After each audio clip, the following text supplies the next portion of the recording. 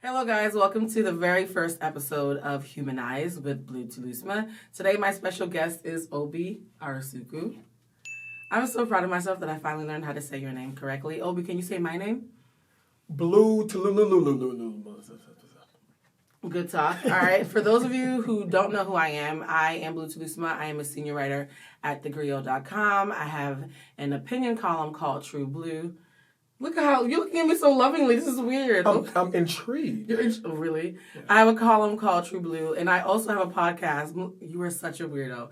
I also have a podcast with Melissa Ford called I'm Here for the Food. If you haven't, please go on thegriot.com to check out my column, or I'm Here for the Food on, where are we? YouTube, Spotify, iHeartRadio. We're everywhere. Mm-hmm. Check us out. I am a cultural critic by trade, and it is awesome that I have a job where I get to basically give my opinions for a living. But for the past year, my friend here, Obi, has been harassing me lovingly. Start this show. Obi wants me to do a less formalized way of talking to you guys. He wanted me to have a YouTube series where we talk about topics that matter to me, and you guys can see me behind the scenes.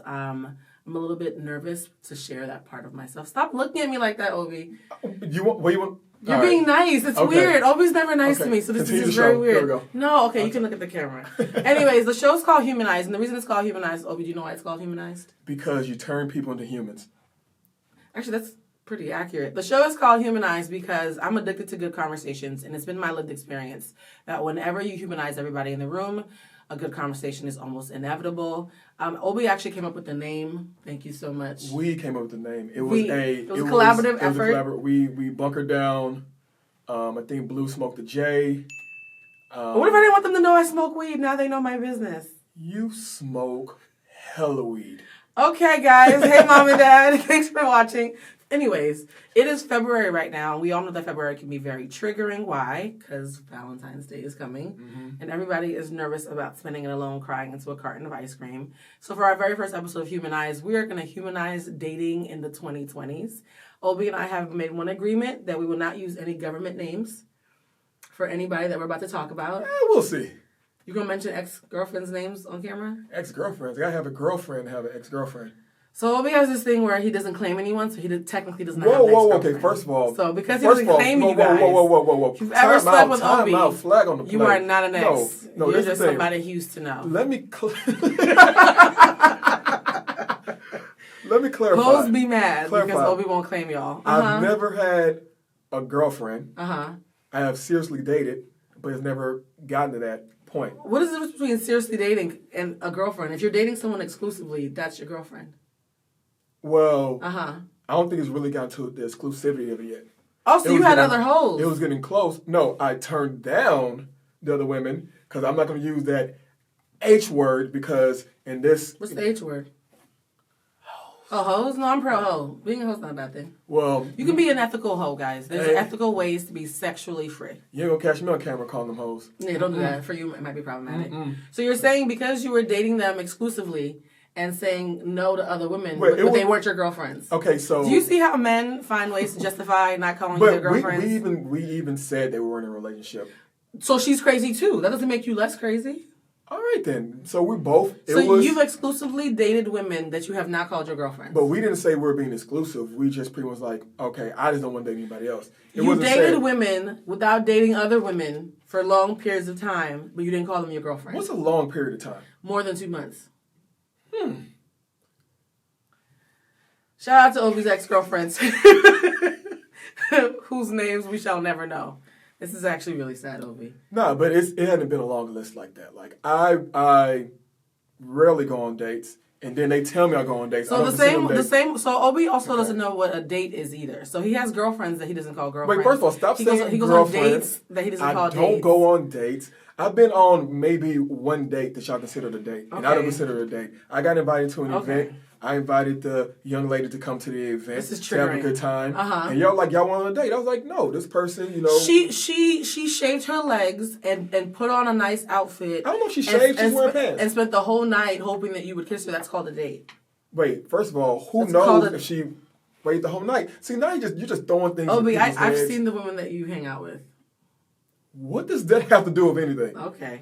So what is going on here? Obi's been on dates that he doesn't want to claim. So the first thing we're gonna do is we're gonna peel it back. Despite your commitment issues, we'll get into that later. I'm drinking some of my kombucha. Is that really kombucha? You didn't give me any. Obi doesn't share food, ladies and gentlemen. It's one of the first things I noticed about him. Obi will pull out a whole picnic basket and ask you to pass him a napkin and not offer you any. Yo, man, you gotta get it. You gotta get it. You know, it's a dog eat dog world. You know what I mean? Survival of the fittest. It's not chivalrous. Survival of the fittest. All right, so back to the topic. We might have to edit some of this out so that you can still look good to the audience. We're gonna have to edit the part where you don't claim people, you don't claim dates. Well, you're saying that. Obi, I'm not saying that. You just said that you dated women exclusively, but because you didn't have a very specific conversation, they were not your girlfriend. We both discussed it and was like, no. Even that person was like, hey, if you want to date other people, you can. I said, I don't want to. No, I didn't want to. So that was your girlfriend? No, it wasn't. We didn't say boyfriend, girlfriend. This is how. The next time Obi gets a girlfriend, we're all gonna have an intervention and tell him what she is. I'm telling you this. Fine. The next girl, or the girl who I do date seriously become the next woman. Okay, the woman. All right. So it's cool you say hoes, but then I can't say girls. No, the hoes are pro hoe. It's ethical slut. It's free agency. All right, Amber Rose. If a woman claims herself as an ethical hoe, she's allowed to do that. Can I call her an ethical hoe? If you could have the discussion. I mean, in general. Hey, ethical hoe, come here. You know what? We're going off the rails. But yes, what were you about to say? What was your point? I believe the woman that I actually, who becomes my girlfriend, will be the woman that I marry. By the time you decide she's your girlfriend, she'll be 105. I'm too. Anyway, I'm too old for this shit, man. It's going to be like Titanic. I've waited 84 years. More kombucha. I think anything past 3 months, that's your girlfriend and you're in denial. No, hell no. 6 months? Until y'all make it official, like... No, I understand that you have to make it official. I agree with not assuming. So with that, I agree with you. What I don't agree is, like 6, 7, 8 months in, if you're not dating anybody else and you're still not calling her your girlfriend. Now you're just a liar. That's just a problem. If you two are dating that long and y'all not like boyfriend and girlfriend, that's just a problem in general. All right, this is a perfect example of why we need to do an episode that humanizes dating in the 2020s, because this clusterfuck of a conversation we just had is common between men and women. Mm-hmm. The first thing I want to talk about is how we realized that both of us were actually emotionally available. Now, being emotionally available is something a lot of people don't check in with themselves before they start dating. We did a Sunday dinner. It was a visualization exercise. Mm-hmm. And everybody closed their eyes, including Obi. And we all discovered that every single person in the room actually wanted a relationship but hadn't said it out loud, which was kind of jarring. One of our friends got teary-eyed and emotional when he made his admission. It was beautiful to see a black man. You said when he and a black man? You just said? All my friends are black men in LA, and I have like 3 female friends. So they're not going to know which one we're talking about. But yes, one of our friends had a very candid moonlight, tender moment. A single tear was shed. It was beautiful. I actually loved seeing him be that vulnerable. My cousins were in the room from Boston, and they said that they had never seen a black man show vulnerability. So they were really moved by that. I think it's good for women to see men being vulnerable. And the best part about that was when he was teary-eyed, it wasn't like a teary-eyed of like depression. No. It was happiness. No. Yeah. He was like, oh my God, I'm ready for a wife. And it was kind of beautiful being there watching someone have that moment. He looked like he was like on the altar about to get married, and you see when the guy's like tearing up. Exactly. That's what it looked like. I actually can imagine him at his wedding now. So yeah, so we just found out that all of our friends are suddenly emotionally available. I know for me, when I first moved to LA, I was not emotionally available. I had gone through several situationships. We'll get into that later. Obi had gone through some stuff, so nobody was emotionally available. In LA? No, before you moved to LA. Okay. And so I think most of our friends were varying degrees of not available. Mm-hmm. So the fact that we all ended the year with our hearts open was kind of unexpected. I didn't expect that from you guys. After I found out I was ready for a relationship, I made the mistake of telling people outside of our group. Mm-hmm. I don't know how to say this nicely, but telling black women in LA that you're looking for a husband and you're a non-racially ambiguous black woman yourself, they all laugh and say, good luck with that. Like I got no support from my female friends when I told them that I was looking for a husband. In Los Angeles? In Los Angeles. They were like, you're a black woman in Los Angeles looking for love. Like, you have a better chance of having, like, a golden ticket for the lotto. Do you agree with that? I don't agree with it, but I hear a lot of women out here saying that the dating pool for them is shitty. It's trash. Dating in LA is absolute trash, allegedly. So, I should probably get a dog. Speaking of dating, oh God, here we go. We never discussed the reason why I am on here besides the fact that I've been pushing you and bullying you to do this show. I mean, you've been gently and lovingly nagging me to do this show. I've been like, get the damn show, Blue. But the reason being also, and this is something that Blue brought up, she said she wanted to have me on here because I'm also an artist. If you don't know, I'm an illustrator. I do a lot of comic strips. Flex, Obi. Tell them what you do. Hold up real quick. Light flex. I'm an artist. I'm an illustrator. Are you smizing for the camera? Oh, my God. Smizing for my future wife. She may be watching this. Are you going to claim her, though? Who, Rihanna? Of course. You know what? Continue. All so right. You're an artist. And I do a lot of my comic strips based on dating. You do. Yeah. You do. And your most popular and poignant comics tend to be the ones about the mishaps that come with... Obi's character is named Obi. See what he did there? So creative. And it looks exactly like him.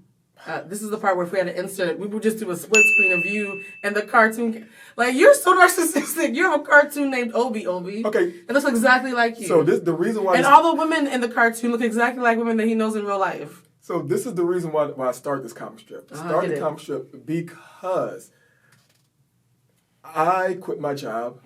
I was depressed.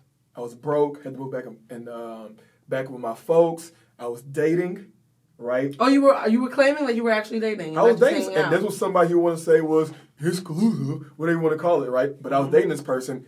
All that went to hell, and so I was depressed. And I was like, hey, I want to create some comic strips based on my life. So you were heartbroken. Oh yeah, I was in bed like. How long did it take for you to get over your breakup from your non-girlfriend? Maybe about a week or two. Okay, you know what? So yes, always an amazing artist. It took you a week or two to get rid of I'm like this, the love of your life. It took you a week. Because I'm like, hey, I got shit to do. That's some sad shit. So I try to just block, and I'm like, all right, boom, move on, whatever. Obi is a Sagittarius. They move on very quickly. So if you feel like you're a deep, meaningful part of their life, just give them 2 weeks to forget all about you. Is that what you're trying to say? No, I ain't saying that.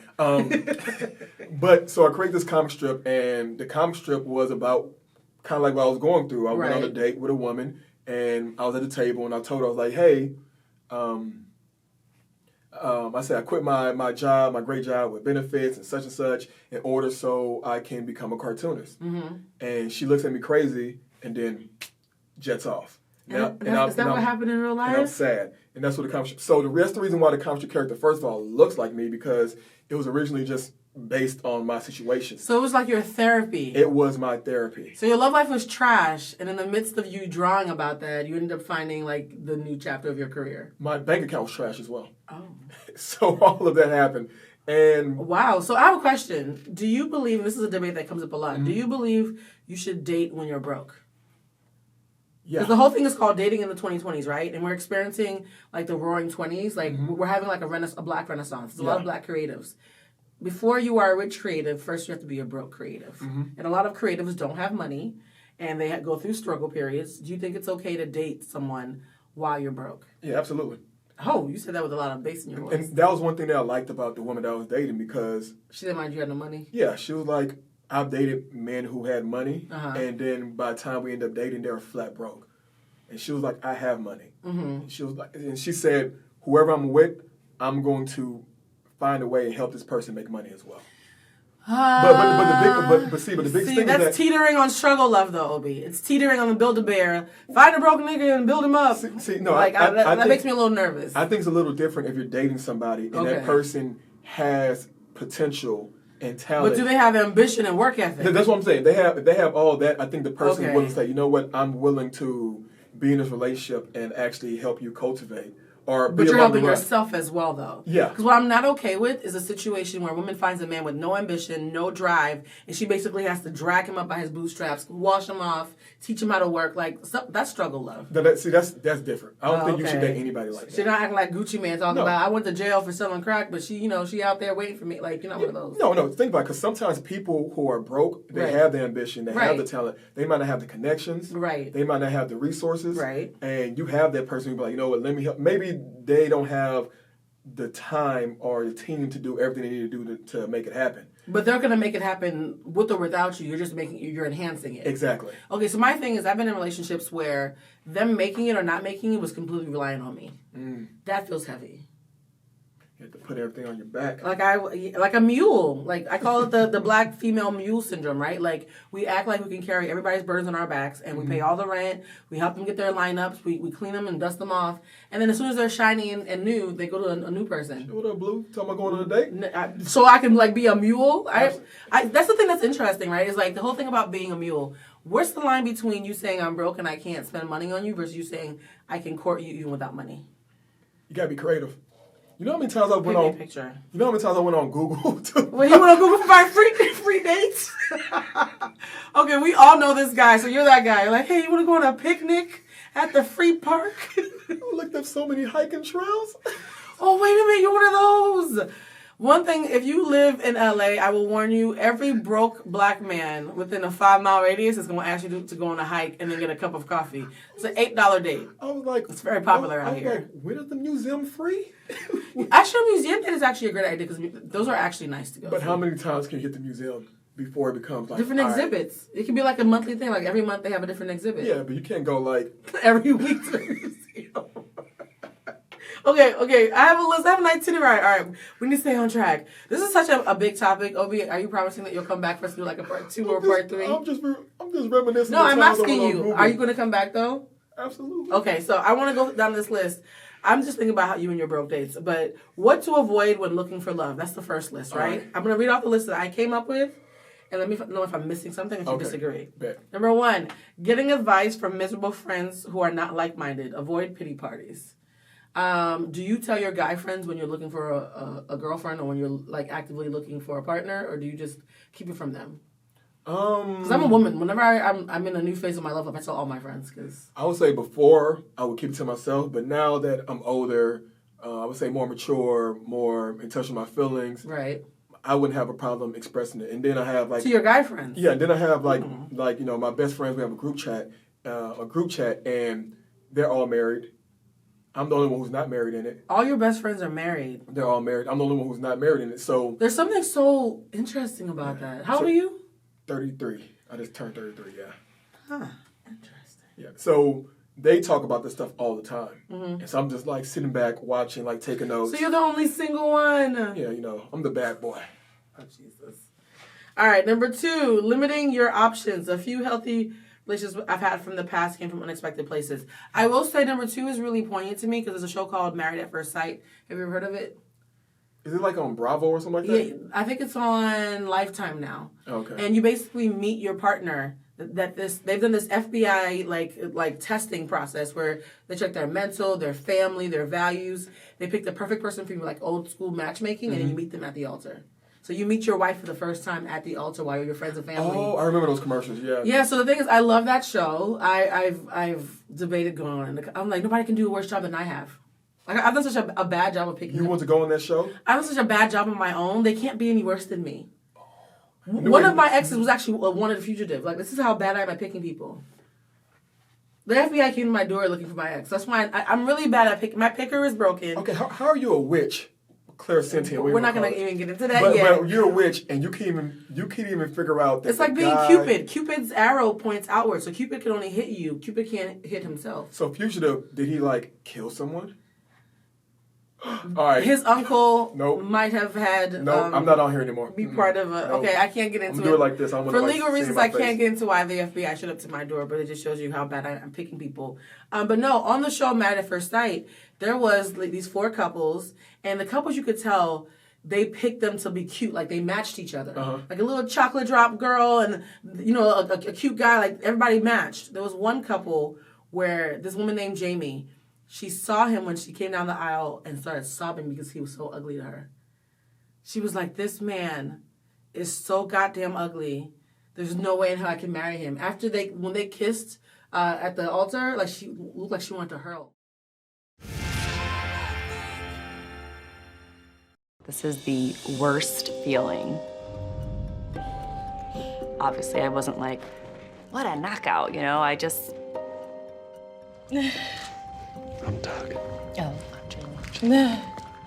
Jamie Otis. Yes. Meet Doug Hayner. Hi. We are here today because Doug and Jamie have pledged to commit themselves to each other in marriage. Wow. And so everybody's like, and he was really gracious. He's like, I know I'm not the greatest looking guy, but I know I'm not the best looking, but I'll be good to you. I'll treat you right. And she was like, but you're an ogre. And literally the whole first episode was her screaming and crying about, she said, after everything I've been through, how dare you give me this ugly man to love me? And they were like, everything that you've ever asked for in life, he literally possesses all of it. She was like, not looking like that, he don't. Yeah. So the funny thing is, though, I'm watching this and I'm relating to her. I'm like, oh my God, like that's my worst nightmare for me to go on this show and they find the perfect person and he looks like a gargoyle or a gremlin. Do you know by the third episode, both she and I were falling in love with him? I was like, he's a wonderful, like watching their names are Doug and Jamie. Jamie Otis and Doug. Please look them up. So Jamie and Doug, literally out of all the couples, they were the only couple that lasted. He was so gracious that literally by the third or fourth episode, all of America had fallen in love with Doug, including Jamie. They're not having their second baby. And they're the only one from that whole season. The whole season, everybody was sexy and attracted to each other. They all had sex and broke up. They were the only couple that lasted. Do you mind if I pull out my phone and... Look it up. All right, hold on. Yeah, so Jamie and Doug from Married at First Sight's first season, they're the ones who actually made me a lot more open-minded about who I date. Because I am very much like a Jamie. If I don't feel it immediately, I'm like, oh, it's not going to happen, right? And so when I saw that season, what are you looking for? I thought I lost my cellular device. Cell phone. Okay. Don't be fancy on the show. The whole point of the show is to be humanized, Obi. Hold on. But look up Jamie and Doug. And so, yeah, watching them fall in love and then me seeing what... You could quickly see, like, Jamie had never had a family. Oh, it's the first thing that popped up when I put Yeah, Jamie you could quickly see that Jamie had never had a family. Doug was completely family-oriented. Jamie never felt safe. Doug always affirmed her. Like, everything she's ever wanted in a man. That's not that bad looking up a guy. He looks better than... Being in love he actually got more attractive from being in a relationship, though. That's another thing, too. Oh, geez. Okay, I saw this first picture. So that's what he used to look like. You see the difference? So Doug is also a perfect example of how falling in love can actually change the way that you look. He started working out more. He started I don't know if he got a haircut or hair plugs, but his hair looks better. His teeth look better. He's getting sun, so he's tan now. Like, Jamie and Doug are actually an adorable couple to me now. Yeah, there was a glow up. Seeing the before. There was a glow up. Yeah. I'm going back to day one. Yeah. I'm going back to her on the ground crying. Okay? Yeah, in a fetal position. In a fetal position. Could you believe you could turn her around to this moment? Yes. I'm a phenomenal person. Let's just give it a chance on the end. Just give it a chance. I genuinely thought I made the worst decision of my life. I'm a spooner. I don't know if you are. Not to pat myself on the back, but from day one where she was crying, 3 days later, she was in my pants. Douglas! We waited till we got married to have sex. King of the sarcastic jokes right here. I'll admit, I was one of the many people who thought, no way, this Married at First Sight couple would ever last. I'm not attracted to him at all. It's just terrible. Eventually, Jamie and Doug became a happily married couple. They celebrate their 5-year wedding anniversary next week and have an adorable 18-month-old daughter named Henley. Oh my goodness! Look at you! Whoa! Yeah. So Jamie and Doug proved to me that, and I actually had a similar situation where I had a Doug in my life. I was like, who is... And then it quickly turned out to being my healthiest relationship. So why didn't it work? Because of timing. Were you doing some dotty things? Okay, next one. Ooh!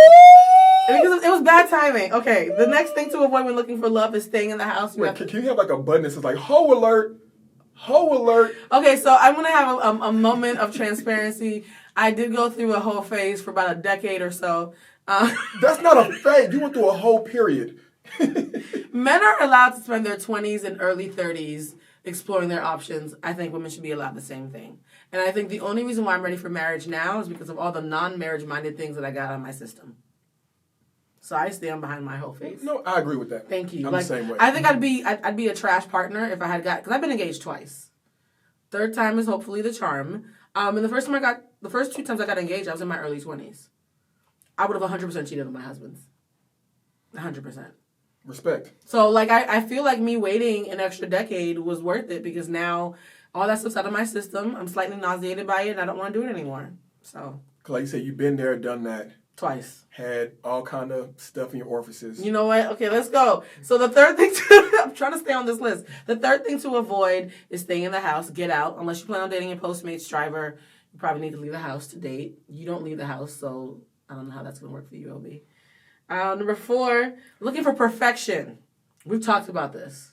Uh-huh. So I'm a clairsentient. For those of you who don't know, it's like being a clairvoyant, but instead of having visions, I have a deep sense of knowing. It's kind of scary, especially when I'm dating people, because the more I sleep with someone, I can start. I don't want to say I can read their minds because now I'm never going to get laid, but I'm very in tune with my partners, and so they've learned the hard way not to lie to me. I've never been cheated on because the one time I had an ex think about it, I had a dream that he was thinking about it, and we had a conversation when I woke up in the morning about his friend Ashley. I think we weren't dropping names. Oh, sorry. You know who you are. But yeah, so I'm saying, like, for me being a clairsentient, it's difficult dating sometimes because I can see people's flaws on an emotional level, and I've had to learn how not to judge their flaws because we're all flawed. Yeah. And for you, you're an artist, so you're used to being very visually picky. I was so picky. Obi has a very specific type, ladies and gentlemen. It's very specific. So in it's college, like copy and paste of the same chick over and over again with different heads. Whoa! What is going on this show today? We're having an honest conversation. Continue. I don't know if I want to be here anymore. It's a safe space. We have candles. Well, in college, I was an art major, and one of my professors said to have something called strong visual acuity, which is me being able to see details. You about to give a technical reason for why you're shallow? Go ahead. I'm just going to drink my beverage. I'm about to knock everything off this fucking table. What do you want? What do you want first? So you have strong visual acuity. Yeah, and so I was very picky. So always honed in on like people's flaws. People's flaws, even though we all have flaws. I know all of us. We're all ugly. Yeah. In case you were unclear, we're all ugly to someone. Yeah, we all have. If you thought that everybody finds you attractive, please recuse yourself of that fallacy. Yeah, we're all ugly to someone. Like my teeth are just like way too white. Whoa. You know what I mean? Okay, Idris, my teeth are too white, my skin is too chocolate. That's your version? Get off my phone. I'm just kidding. No, but because of that, I was always like... Shallow. Yeah, I was very shallow. Okay. I was very, very shallow. And then it took some time for me to understand, like, hey, I can't be like this. That happened? Yeah, I'm like that now. What are you talking about? That's fine. We're gonna lie to people on camera. Okay, so you have strong visual acuity. So number 4 is don't look for perfection. Number 5 is don't ask for something you can't give yourself. If you want a generous partner, you can't be stingy. If you want someone who's affirming, you can't not affirm them in return. Is there something that you ask for that you realize that you don't give? Let's be honest. I know what mine is. Something that I asked for. That I don't give. That you don't currently give, that you need to work on to be worthy of this one girlfriend that you're going to claim and then marry. Home cooked meal? I can't cook. That's very tangible. I can make eggs. So you want a home cooked meal, but you won't cook anything? I can bake chicken. Give a non-food related one. You're such a guy. Laundry? I can't do laundry. Like something emotional. Know what I would say? I would say time. You want time, but you won't give time? I would say, so this is how I am, right? Because I'm always working. I'm always at my place drawing. I'm always, on my craft. I'm doing whatever I'm doing in order to progress my career. Right? And so I would rather have someone come over and just hang out and chill and relax together. That's still time, though. But while that's going on, she can be like on the sofa watching TV. However, I will be at my art table or my computer doing work. That's still time, though. That's quality time. But I've dated women who were like, what are you doing? Come talk to me. That's different. Yeah, that's a whole other conversation. Like I dated a woman who literally, this when I was doing graphic design, when I was a graphic designer. And I was at home on my laptop. We're on the couch and I'm working and she's like, Obi. Okay, she sounds annoying. Obi. Yeah, that sounds annoying. She literally did this. Talk to me. And I said, well, that's what happens when you date children. That sounds very emotionally. Damn, you said you date. She was kind of young. So, Obi, new rule, nobody under 26. I actually go under 27. And now that I jumped up another year recently. Okay. Yeah. All right, next question. Are you discreet or public with your relationships? Depends on how public is public. I'm not going to be on Instagram with my boo and every other post posting that shit. For those of you who have been following me for years, I've never put in a relationship on my social media ever. I've had whole relationships, but it's never showed up. See, a lot of my friends, people don't know they're in relationships on social media until they're engaged. Mm-hmm. And I kind of... Like, I'm the kind of person where when you find out who I'm dating, you're going to go back and see them on a bunch of pictures and be like, oh, that's why that motherfucker's always around. I won't do that shit. I'm a post whoever I'm with before that. Because you have motherfuckers who post the person they're with when they get engaged. Yeah. And you read them comments. They're like, oh, I'm so happy that such and such is such and such because such and such was over here. And then you'd be like... But if you weren't doing any dirt, then you shouldn't have to be worried about that. I will post who I'm with. Like, we're a nice event. We look good together. Yeah, like, that makes sense, right? If you're at an event, posting a picture of you and your beloved by the way, I say beloved. I don't say girlfriend or boyfriend because I'm over 30. It doesn't feel right. But if you and your beloved are at an event, that makes sense. But it does not have to be a whole post about how they light up your... Like, it doesn't have to be... I don't want the whole thing where we're in bed together and she's like... Juices, yeah. And I'm over here like... First of all, I would never... Really? I would never want pictures like that on social media. My family follows me on social media. That'd be cringy. Because the most hilarious thing... What? ...is when you see that video gets deleted. Right. When you do all those lovey-dovey posts and then they all, like, magically disappear like Fizz in April. And you're like... Exactly. And then not only that, when people see that... Yeah. They now start wanting your relationship to fail. Yeah. They're like, you're too happy. By the way, we both have bonded over this. We've both been in relationships. Well, you didn't claim yours as a relationship. But we've both dated human beings and had a whole group of people. Are we not dating human beings? No, the show's called Humanized. I was trying to bring it back to the name. Do you date cats? No, there's some people who are subhuman in the way that they behave. They're cruel.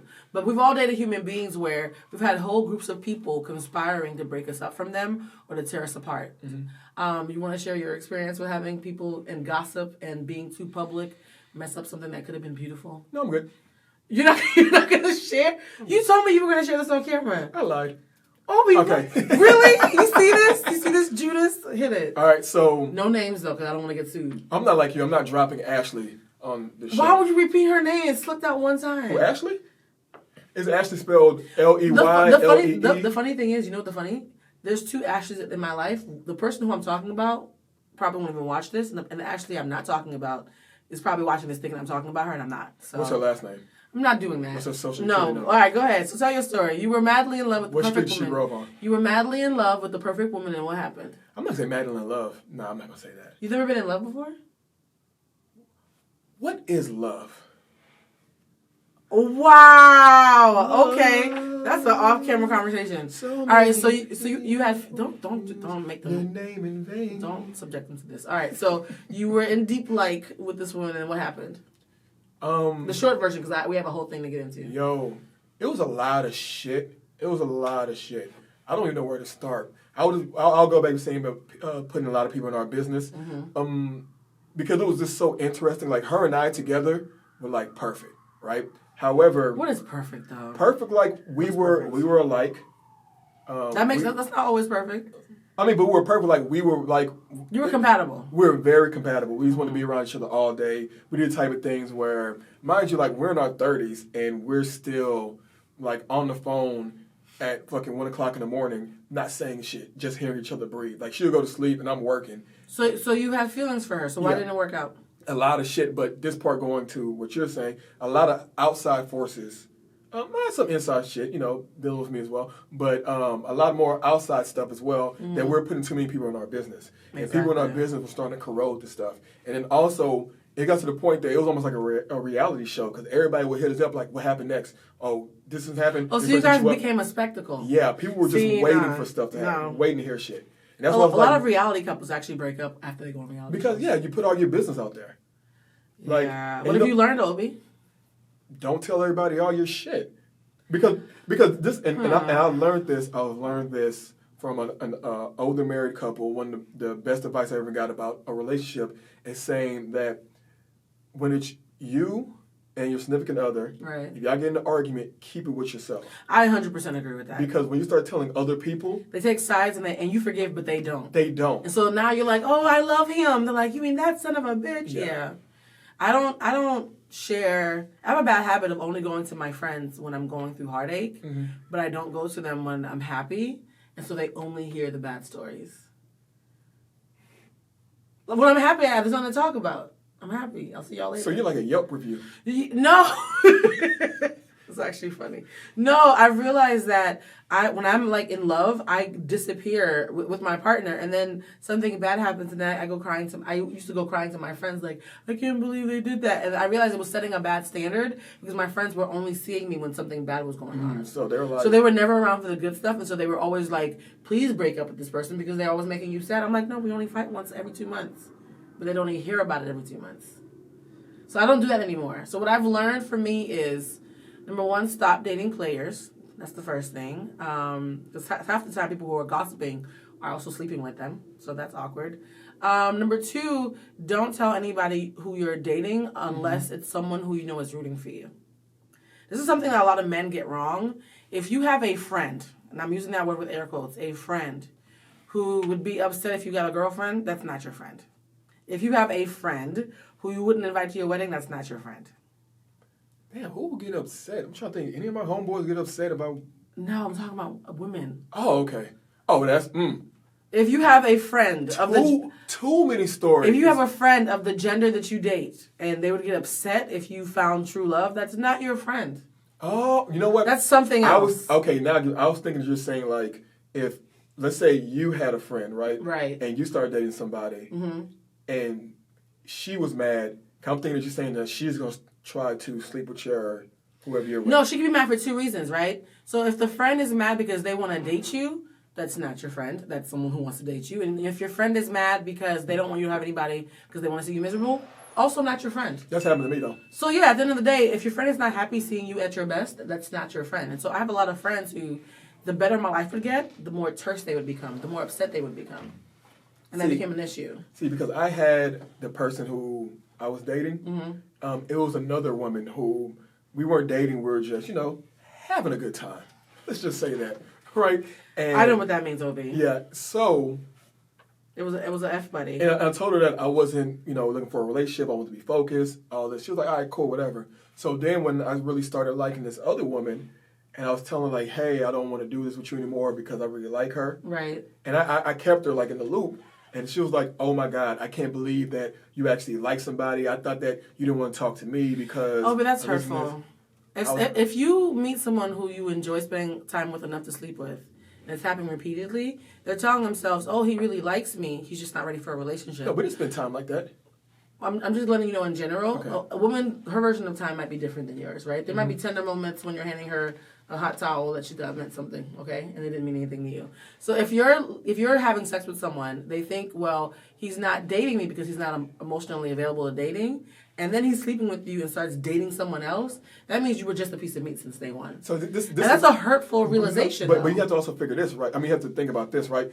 You can be unavailable until you meet that person who makes you change everything. But every woman wants to feel like she's that person. Yeah, you're right, but you can't control who you like or not. No, we're not saying what you did was wrong. We're just saying it's still hurtful. Because when I met her, I had no idea I was going to meet somebody that until you met somebody that was better than her. And so until that time, I was like, yeah, I'm not, available. I'm not going to say better, who worked better for me. But okay, so this is a perfect segue into a new thing that I've come up with that I'm really proud of. Obi knows about this. I'm so proud of this.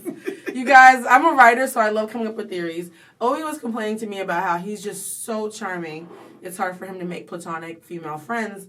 And so oh my God. He's just so desirable. That all the women in his life are like, oh. Okay. You're not sharing this, are you? You're going to have to share this episode. This is good content. I don't know. This is good content. You got me looking like a straight asshole. No. It's just, apparently you are a cat daddy, right? And so the question was, can men and women just be friends? And I came up with a chart. We're going to have to do closed captioning here to show what I'm about to do. Okay. So I came up with something called the desirability of it. I'm sitting on my phone. It's very distracting. You're scratching your booty. No, my phone got under my asshole. Guys, we're going to wait for Obi to finish scratching his butt. Are you ready? I was sitting on my phone. You ready? Okay. It's bullshit. Just let me know when you're ready, Obi. It's your world. We're just living in it. Excuse me that I didn't want my nutsack on top of my phone. It's very graphic, Obi. It's that charm you were telling me about. All right, so I created something called the desirability/availability ratio I hope this is like coming across the screen somewhere at this point. Now, the desirability availability ratio is how you find out if a guy is just your friend, someone you might want to start dating, or you're secretly in a relationship and you're both just in denial. I ran this past all my male friends, including Obi, and you all agreed that it was brilliant. Yes, it was. It is brilliant. Thank you. I just don't want you looking at me agree with me. I mean, no, I was looking over for my expected reaction. No, but it's very, very. So the desirability availability quotient, it's pretty easy, right? Like, ask yourself, how desirable does this man find me, specifically, and how emotionally available is he? And based on those two numbers, you can tell where you guys fall. I actually have about 4 or 5 main categories that I'm going to go over. The first category is if your desirability availability ratio, we're going to call it the DA ratio for now, because I'm not going to keep saying those two words over and over again. It was desirability and availability, right? Yeah. Right. So DA. D is for desirability. A is for availability. The first number is how desirable you are. The second number is how available is he. If your number is a 1-1, if he finds you as desirable as a potted plant, and he is not attracted to you whatsoever, and his penis goes to sleep when you enter the room, then that number is a 1 for desirability. And if he's also emotionally unavailable to you, like he doesn't even like your personality, okay? You're just screwed, okay? Dead man walking. That's a 1/1. A 1-1 is called dead on arrival, and you are safe. That can be your friend for life because in his mind, you're not even a woman or an option. Or her mind. Or her mind. You're a 1-1. You see, she's trying to make us fellas look If like it's a monsters. 1/1, then you are safe. By the way, if anybody is feeling extra woke and wants to ask why, it's about how the man feels. Whenever I say man, I also mean masculine of center. I mean masculine identified. So if you are trans or someone in the LGBTQ plus community who identifies as masculine energy, whenever I say male or men, I mean you. And if you are femme, whether you're a guy or a girl or wherever you are on the spectrum, femme, female, it's all, we're trying to use them as shorthand, but just know that there is room for there to be, gender identity and non-binary folks in this conversation. I've just learned from my lived experience that masculine energy tends to be very predatory. I don't want to say predatory, but they do. You guys are the hunters. Okay. Masculine energy likes to acquire. They like to feel like they're being challenged or that they have a prize. Mm-hmm. Feminine energy likes to be affirmed, and we like to be protected. Mm-hmm. These are broad strokes. And so for me, I've always realized that a guy or someone of masculine of center can usually charm me into liking them, but if they're not into me, there's literally no point in me even bothering. Do you agree with that, Obi? Absolutely. Yeah. That was why does it take you so long to agree with me when you know I'm right? You're thinking about it? You're thinking about how right I am? My head was processing. Yeah, so I've had a lot of guys and a lot of masculine of center women, for those who don't know, I'm pansexual. I've had masculine energy woo me before. I'm like, I didn't think I was going to like you. I've never seen a man who's determined not to like a woman suddenly be like, you know what, Beulah, you might be it. I've never seen that happen. Wait, suddenly what? I've never seen a man. No, you said certainly. You said what? Beulah is the name I usually give for the ugly girl in my head. I've never seen a guy see a girl as a Beulah and be like, spell that. Buella. Focus, Obi. So yes, if he sees you at a 1 on desirability and he's emotionally unavailable to you, he is safe to be your friend. He will be your best friend ever because he wants nothing else from you. The next category is 1/8. That means he finds you desirable at a 1, but he's available at an 8. He's looking for a wife. He's looking for a date. He's looking for somebody. It's just not you. This is also... So he finds you desirable as a 1, but he's available to everybody else. Girl, you safe. You so safe. You can walk around naked. He'll hand you a towel. He's not checking. This sounds like those movies where those high school movies. It does. And the nerdy girl wants the handsome guy to jog. And he's like, whatever. Hold my jog strap while I go talk to your friend. Yeah. So, and I have it here that a 1/8 is actually worse than a 1/1. A 1/1, they're dead on the inside. So you have nothing to be in. A 1/8 is insulting because he wants everybody but you. That is. It's safe though. You might kind of feel ugly whenever you're around him, but it's safe. So that is friend zone city. That's friend zone with a capital F, okay? Friend zone with exclamation points. Fucking. You know what? That brings us to the next category. Good segue. The next category is 8/1. If he finds you desirable at an 8, but he's available to you at a 1, that is a potential fuck buddy. You want to speak on that, Obi? Is that a category that you have a lot of experience with? What is going on today? You're the male voice. I'm just saying. Don't deflect. He's deflecting, answering. Obi, is that a category that you have experience with, the 8/1s? And you said deflecting too? So you just called me out? We're humanizing you. Bing. Branding. So 8-1. We're humanizing dating in the 2020s. Do you have any experience with women who you found desirable at an 8 but were emotionally unavailable to at a 1? Oh, absolutely. I need you to give me more than that, Obi. Well, you want to give me like fucking examples of when it happened? No, like what is it? What is in it for you? Like you don't want to date someone. Like why would you want to have so many fuck buddies? Doesn't that get messy at a certain point when you have to like disengage or somebody catches feelings? I say so many. I hope my parents aren't watching. If your parents are watching, please change the channel right now. No, you're supposed to be speaking on behalf of all men. They're thinking that I would be on the show talking about my art and illustration. Like, Obi, humanize. Humanize the male experience. You're talking about sex. You're talking about why you went to Los Angeles to talk about sex. I don't like it. Obi's Nigerian, for those of you who haven't surmised as much from the accent he just did. No, but explain from a guy's perspective. Humanize it. Okay. Why you guys are okay having 8-1 relationships, or why you're okay having a friendship with a baddie in your mind who you know you're never going to do right by, but who you're still trying to smash. Like, what's the thinking in that? 3 words. What? The pussy good. Okay, well, I think that wraps up that category. The only time, I'm not asking any follow-up questions, at all. The only time an 8-1 relationship where someone finds you very desirable but is emotionally unavailable can only work are 2 things. Number 1, he's gay. If your gay friend thinks you're gorgeous and wonderful and a daffodil, but he just doesn't like vaginas, you're safe. Mm-hmm. Number 2 is if one of you is in a committed relationship and you refuse to cheat. Those are the only 2 times that an 8-1 can be an actual friendship. If one of you is in a committed relationship and refuses to cheat, then the other one has no choice but to respect the friendship. That seems dangerous. Fuck, though. It does seem dangerous if you get drunk. It's still a little fuck buddy-ish, but at least you know there's something trying to stop you. Now, those first 3 categories, the 1-1, DOA, the 8-1, which is fuck buddies, and the 1-8, which is insulting but safe. He wants everybody but you, girl. And there's somebody watching this out there who's not laughing because it really is their relationship. Those 3 are safe. The reason why we call it safe is because they're not ambiguous. Whether you like it or not, you know exactly where you stand. The most dangerous desirability availability ratio, in my opinion, is the 5-5. That's called the lukewarm dance. And the lukewarm dance is when you are with someone who, they'll sleep with you, and they'd date you if there was nobody else around. That's often called a situationship. They like you at a 5, they're open to you at a 5, so you're going to spend a lot of time with them, but it's never going anywhere.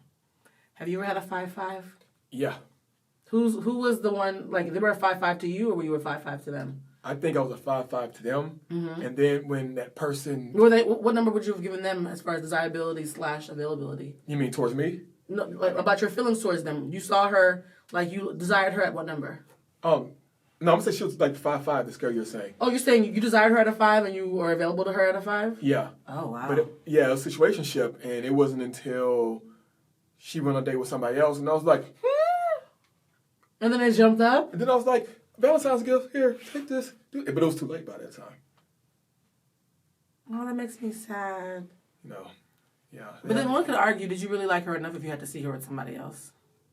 I also thought about that as well. Like why did you need all that? And then once she was like not going through that again, I was like, Okay, so that was a 5-5. That was a 5-5. I lost years and years and years and years and years and years and years and years and years and years and years of my life on a 5-5.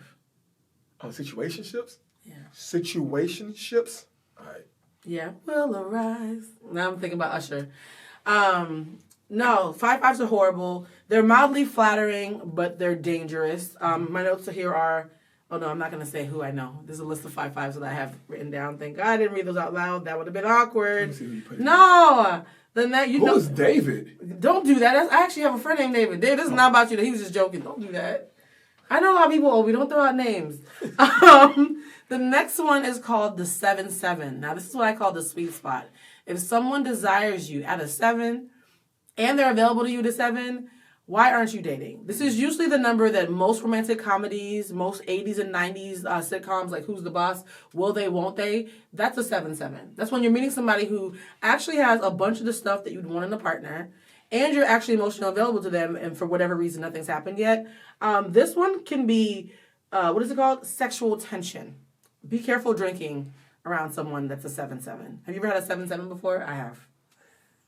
To where you're saying that y'all didn't do anything, but it was a lot of sexual attention? Like I was open. There was an attraction at a 7, and there was an open at least availability at least at a 7, and we probably should have dated. For me, in my situation, I have like a learning disability when it comes to hints. I'm a writer, so I'm very, very literal. My best friend Antonio, shout out to you, Antonio, love you. He and I actually have the same disability where unless someone says, "Hey, I like you," insert name, we don't think they like us because we think that's conceited. And so I was friends with someone who was constantly throwing hints. In retrospect, my friends told me, and it wasn't until at the very end of our friendship where he like got mad at me for some reason. I realized he liked me, and by the time I tried to have the talk with him, by the way, if you have a 7-7, you need to have the talk. He had found someone else to date who looked a lot like me. So and they dated for years. Isn't that his fault though? What do you mean? Him throwing hints and not actually speaking what was on his heart. Maybe I need to hear that. Yeah, maybe it was his fault. You can't be mad at because he's like, I've been throwing these hints, but you haven't been getting it. If he really likes you, he'll come in and be like, hey, I'll be honest with you. I do want to take you out. I want to do this. Like, what is this? I guess in retrospect, it was his responsibility, but I think a part of me always felt like, what would have happened if I had caught on sooner? Wait, because he's like happily married. But what kind of hints was he giving you? Like one time, somebody asked him what kind of girls does he like, and he was like, I like girls who wear red shirts and have braids on. And that day, I happened to be wearing a red shirt with braids. I was like, well, that's funny. Okay, keep going. There were times where he would constantly talk to me about what he was looking for in a partner, but it would always be something I had just done. I didn't pick up on that either until my friends pointed it out. And then there was the fact that we slept in the same bed every weekend. That probably... But did y'all like cuddle and stuff when y'all slept in the same bed? I got cold sometimes, yeah. But did y'all cuddle? Yeah. Was it like meat like rock solid? You know what? I'm not getting into that. Did you feel the hammer on your back? I'm not getting into that. But no, we cuddled a little bit, but it was. Did he ever say, "Hey, I want to take you out"? No. Did he ever say? He never said, "I want to take you on a date." Did he ever like show his affection in any other kind of way? No, but he did say that he found me intimidating and that if someone liked me, they would have a hard time telling me. And I was like, oh, I'm going to work on that. But I didn't think that had anything to do with him. That's probably not somebody you want to date anyway. That's true. Yeah, if that person was too afraid. He's very happily, he's definitely married, yeah, but that person was too afraid to actually voice the way he actually felt. Right. Knowing you, uh-huh, you wouldn't be down with that. That's actually true. Look at this little group therapy. Wow, good job, Obi. I was not expecting that. And then I do more than draw cartoons, baby. You're trying to redeem yourself for the audience, aren't you? So hard. Like Obi's like, whew. All right, the next group is the 8-8s. Okay, so if someone likes you at an 8, and they're available to you at an 8, and y'all are, that's your boyfriend. You're just at this point you're in denial. If it's an 8-8. That means that person is in love with you. That's the kind of, you ever seen those shows where you see the guy who's madly in love with the girl and he does everything for her and then he ends up having to help her plan her wedding because she ends up with somebody else? I hate those movies. That was me in elementary school. Oh. The girl I had a crush on. Well, you helped her plan her wedding in elementary school? Yeah. Took a turn. No, I think an 8-8 is usually when, at this point, it's cruel. If someone likes you that much, and here's the thing that I always say, I've actually had a situation where someone felt an 8-8 towards me, and I felt a 1-1 towards them. I stopped being that friend because I thought it was unkind. Because every time we were around each other, I was very clear. The message was, "You have a chance. You have a chance." We had to stop being friends. Would you stop being friends with an 8-8 if you became aware of it and you didn't feel the same? Oh yeah, you would because it becomes awkward. What would you say? Hey, girl, I know all this chocolate is a lot for you to take, but what would your speech be? It better be emotionally intelligent. It's supposed to be humanized. Well, before when that kind of stuff would happen, That's a good question, man. That's so long ago. You know, that was the old Obi, not the new Obi, the more gentle, kind, friendlier Obi. Rub your feet, Obi. When you rub your feet out here, Obi? That's what I'm saying in front of this camera. So, Obi, you have to be honest on the show. No, don't say it unless you mean it. All right, people will slide into your DMs, be like, I heard you like to rub feet. You don't get a lot of foot pictures. I'm like, ugh. So, what would you say to end a relationship with someone who felt like an 8-8 towards you? It would have to be the situation on how I was approached about this 8-8 situation. What if they didn't tell you? It was just them constantly pining and weeping whenever they saw you with anybody else.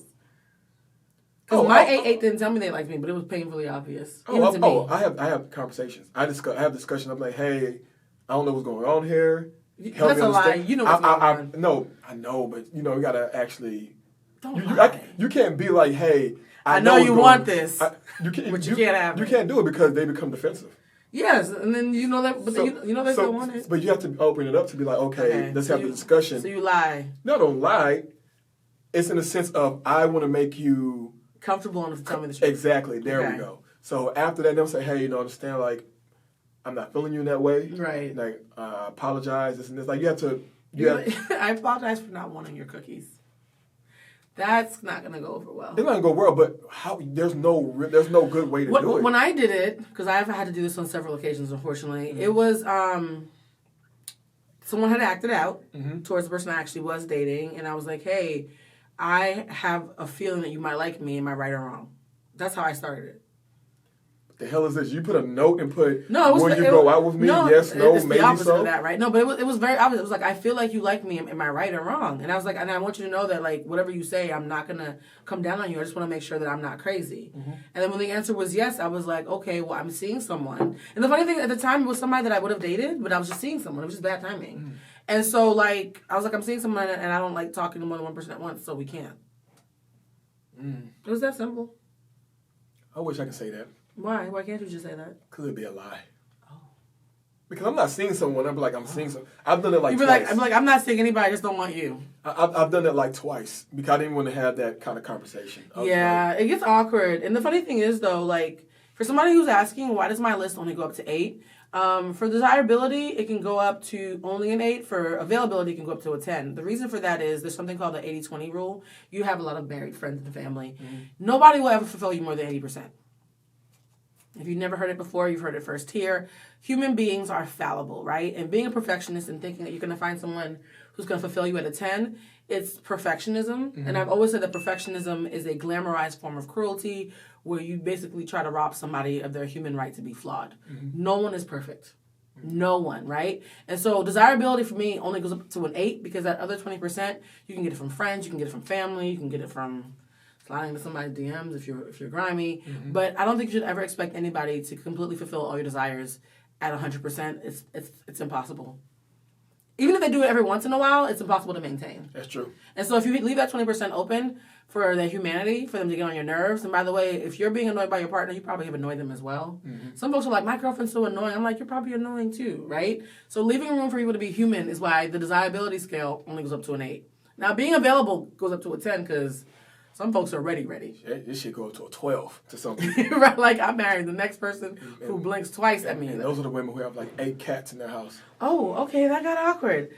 All right, real quick before we wrap this up, I can't believe how quickly time is going. I'm going to go over really quickly. How do you know someone is emotionally available to you? Obi, if you have anything to add, please feel free to. All right. They're clear about their feelings towards you. People who are emotionally available do not want to be ambiguous because they don't want you to ever question how much you mean to them. They make time for you. Do you agree that you make time for what you want to make time for? Absolutely. I agree with that. Absolutely. I actually once had a job where I was working 90 hours a week, and I still went out on dates. But you're working how many hours a week? 90. That's not even possible.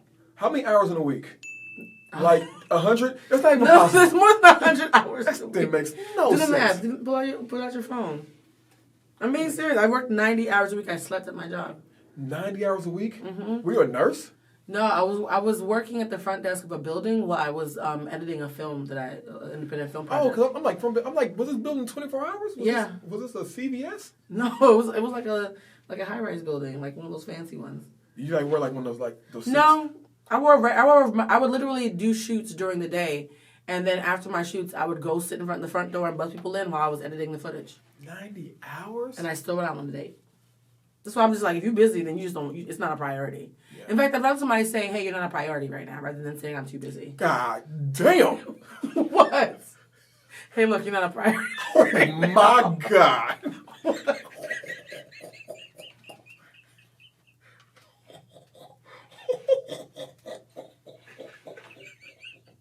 Is that too honest? Just lie to me. What? How would you feel feel if someone said, "Yo, Obi, I'm really feeling you. You're just not a priority right now." I'm done. This might be why I'm single. This might be. Did we just figure out why I'm single? Is that what it is? Oh. But it's true though, no? Isn't that true? If you're too busy, aren't you honestly saying you're not a priority right now? I don't know how to answer this. So apparently my honesty is breathtaking because Obi literally has nothing. You're speechless. I'll say a lot of fucked up shit. But damn. I don't think. Okay, so you think it's fucked up to say, "Hey, I think you're really cool. You're just not a priority for me right now." Okay, yes. I'm gonna take that off the list because I've actually said that to somebody before, like recently. Oh God, and he's probably gonna see this. Oh, that's awkward. Okay, we're gonna cut that part out. We're gonna. Hey, I like you, but it's like way more shit. That's true though. It's true. Like, oh, okay. This is why I'm single, guys. Sorry. Okay, I'm too honest. I gotta put gas in my car. Okay, how do you know someone's emotionally available? They make time for you. They're supportive. They stick around even when things get tough. Even when you get on their last nerve, they actually stick around. I will say, you know what I realized recently? Whenever I annoy someone that I'm dating, my first reaction is, "Oh man, this is how it ends." And I start mourning the relationship. Wait, say that again? I've had so many flaky exes who we broke up over dumb shit. Mm-hmm. I realized that it's given me like slight abandonment issues where the minute I get into a fight with somebody I'm dating, I'm like, "Oh man, I'm going to miss him." Like I assume it's over. And then they come over the next day, I'm like, "Oh." I'm the same way. Yeah, like I thought we broke up because I got on your nerves and like I'm not perfect, so you have to go now. I'm the same So way. Those are called unresolved abandonment issues. When you... Wait. I'm the same way. So we both have unresolved abandonment issues. I haven't been abandoned. No, abandonment issues you don't have to be abandoned to have abandonment issues. It's a fear of being left. Oh no, I'm halfway with you on this. No, if you think that every little disagreement, every argument is all it's going to take to end a relationship, it's because you don't feel like you are in a situation where you can be imperfect and flawed and messy and still have them return to you. See, mine is more of, all right, I ain't got time for this shit. I'm just gonna move. That's still abandonment issue. This is just a prettier way. I have bigger priorities.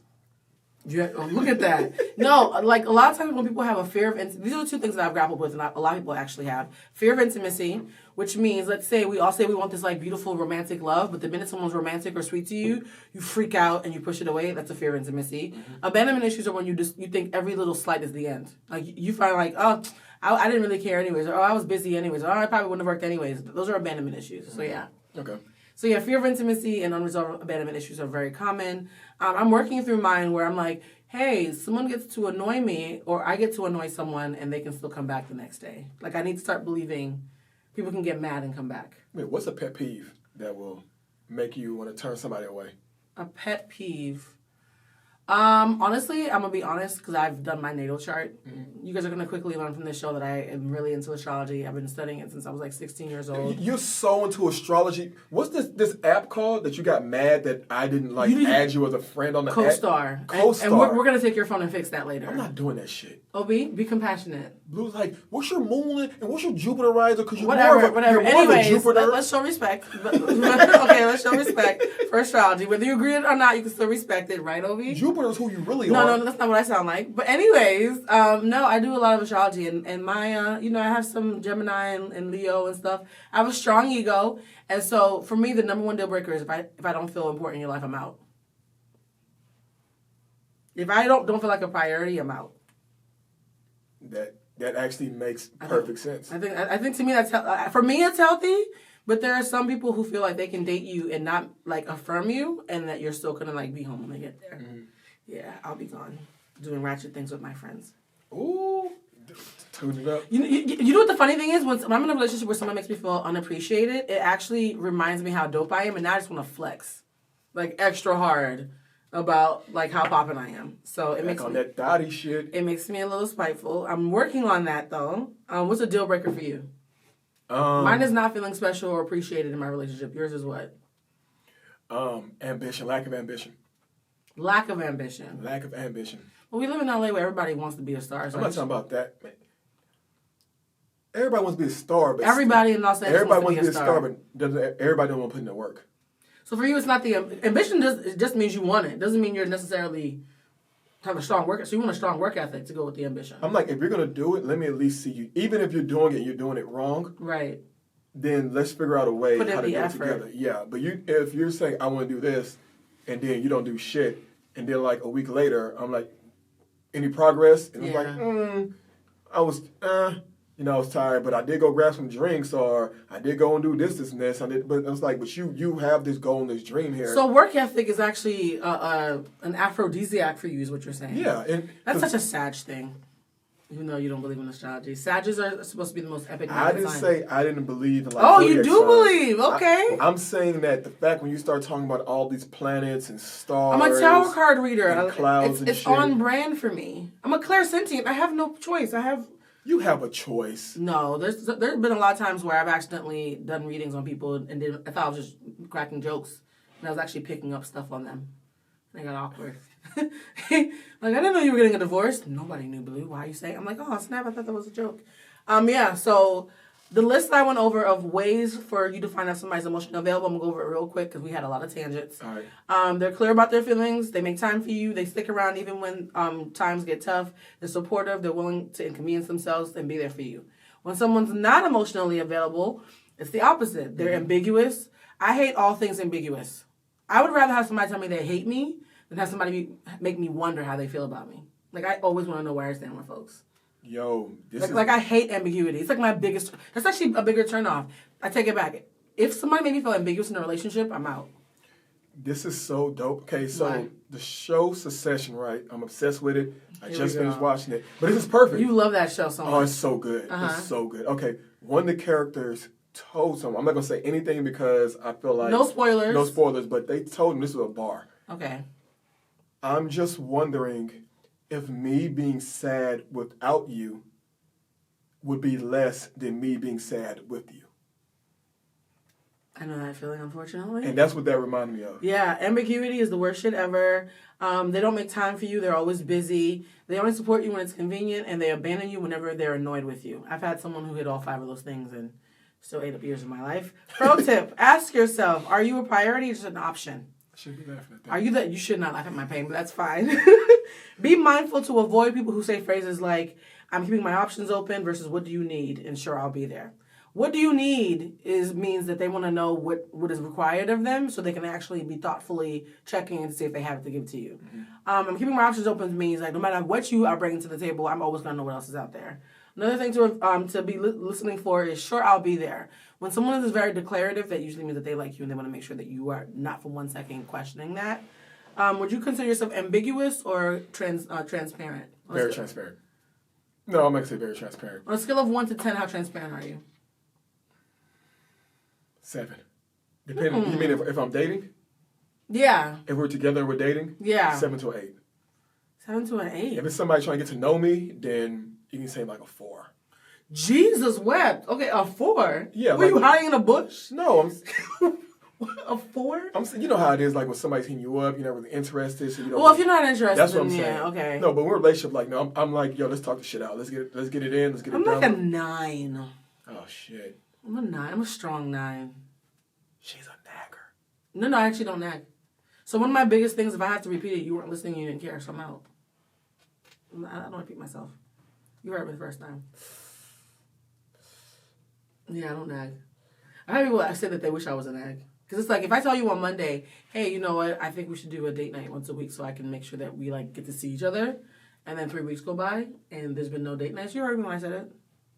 What did I nag you about? You don't want to do it. See, it depends on the person, because, like, me, you know I have, like, terrible memory. Trash. Other than, like... The only thing he remembers is anime and geek shit, but everything else is garbage. Like, absolute, like, Dory. You know Dory from Finding Nemo? This is Dory. This is the voice of Dory.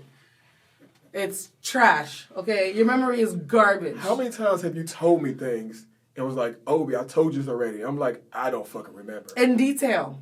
And so it's not like I don't want to do it. I just don't remember. That's different. If you have a trash memory, then you have to, like, say that at the beginning of the relationship. Yeah. But you also can't use that as an excuse, though. It's not an excuse. No, but you also need to, like, create systems of writing things down Because, you don't want her to become a mule. But do you want to put posters all over my place when I wake up in the morning? There's a pink poster next to my bed. If you love her enough, you'll do it. I don't even like putting shit on my calendar. I don't like doing a lot of things. There's a woman out there right now who's giving a blowjob she doesn't want to because she's in love. Whoa. It happens. We all got to do things we don't want to do for relationships, Obi. Am I incorrect? I was just thinking of sexual assault. That's why. You know what? No, we're not going to do SVU here. Let's keep it light and sexy. Signs that you might have found the one. Number 1, it's fun. Time flies. Mm-hmm. Number 2, it's transformative because you both grow. Number 3, it's uncomfortable because you're both challenging each other. Number 4, it's emotionally safe, so you feel like home. And number 5, it's we instead of I. So if you think about the future and they're constantly in it, you might high-key, low-key love them. Mm-hmm. So based on this list, Obi, have you ever been in love? I just gave you a very tangible. So start over again. Let me make sure. Number 1, time flies because it's fun. Number 2, you both grow because it's transformative. Number 3, you're challenged so it makes you uncomfortable. Number 4, it feels like home because you're emotionally safe. And we've already discussed what emotional safety looks like. Yeah. And number 5, when you think of the future, it's we instead of I. You can't imagine a future without them. It was close. How many out of 5? 4. Well, which one was missing? The growth. That's kind of like the most important. Oh. Yes. You see, I've been a strong but I've never been in love. Okay, so here's the thing that's hard for me is that because of who I am as a person, I'm a 5 out of 5. And so, my partner could be complete garbage and we would still have everything on this list. So, did it say more about what you do with your partners than the relationship as a whole? Yeah. Here's the thing for me that's not on this list. I will know I found the one, not one that's 5. These 5 things are wonderful, but I kind of do them on my own. Number 6 for me is when the relationship is bigger than I am. I have been more formidable than all my relationships. My relationships have always been my life was dope. I was doing something that was popping, and then somebody I meet, inserts themselves. Sorry, I hit the mic. They insert themselves into my already dope life, and so everything that they're doing is they're benefiting from. No, I'm being serious, though. I have I have invoices. This is fact sheets. And so I create this amazing world, and they just come into it, and then they leave it, and my amazing world still keeps going. Our relationship is not bigger than me. Damn. So I want to be part of a relationship that's bigger than me, where whatever we're creating is bigger than I am on my own. That's the number 6 for me. I feel like whoever you end up with... Oh, God. They're going to have to levitate. They're going to have to float on water. No, I'm saying y'all motherfuckers is going to, fucking take over. Oh, yeah, no. It's... I almost feel like there are people in this world who are winning just because I'm not married yet, and so I haven't found my partner. But, there are things that I'm holding back on, and so... you hoes are eating just because I haven't... You bum bitches. You better be happy it's just me, okay? If I had reinforcements, imagine. No, I'm being serious. You sound like Nicki Minaj before she drops an album. Only reason y'all bum bitches is on time. because I'm a force of nature by myself. Am I being conceited or speak up? No, it's confidence. That's the thing though. I feel like for so many years I played small for all my relationships. I had to be less confident, and I'm tired of pretending. And then I know you, so I know how you speak. I know your mentality. You know that this is me late at night. This is me first thing in the morning. This is not an act. I think a lot of people, they date me, and they're like, oh, she's pretending to be confident. I'm going to break her down. And then they meet me and be like, oh, you really do like yourself. This is awkward. I thought you were just playing. I was going to say, even this discussion here is not even as deep as you fucking go. Oh, no. This is shallow blue. Yeah. I could get so much deeper, but I don't want them to be overwhelmed. I think we've dropped some gems.